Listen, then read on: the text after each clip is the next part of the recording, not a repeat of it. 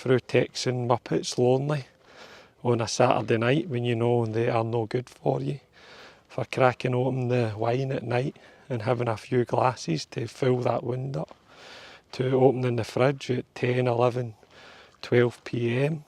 and having a binge cycle, try to soothe the wounds, soothe the loneliness, soothe the disconnection, soothe the discomfort, to have 5, 10, 20, 30 minutes of, let's say, false comfort.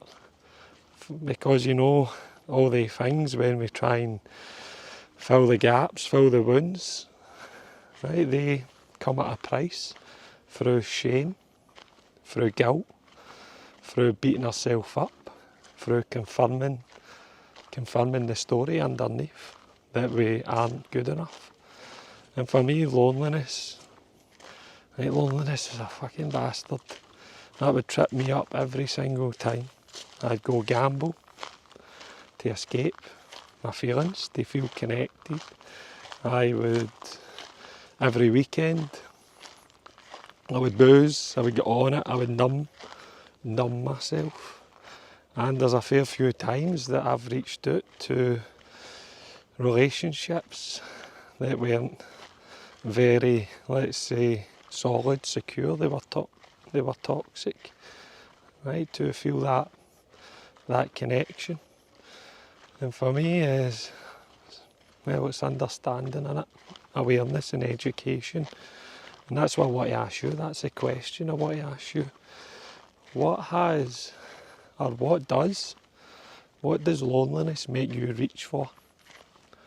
So take a moment and ask yourself that.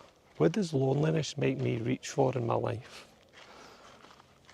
Right? Does it make you reach for your phone to numb yourself with the reels, or to text the fucking Muppet that you know is no good for you? Or is it the wine, the binge cycles of food?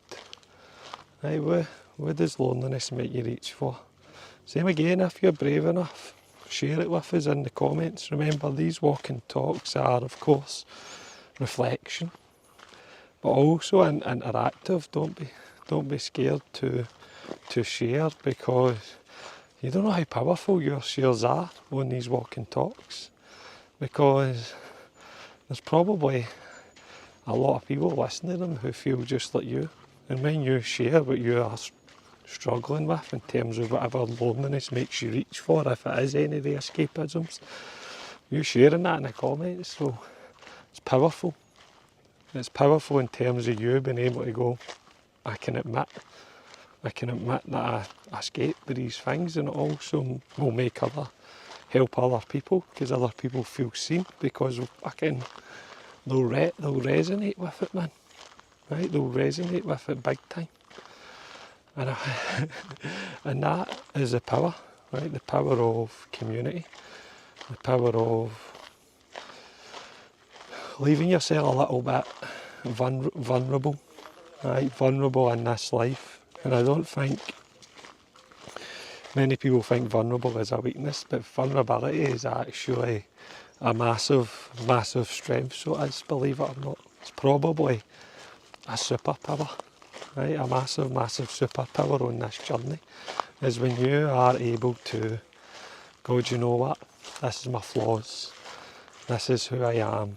This is what I fucking escape with. This is what I feel shameful about. This is what I feel guilty about. That is a superpower, because that's the things that have held you back in your head all your life. And then you're able to just bring them out into the open for the whole world to see.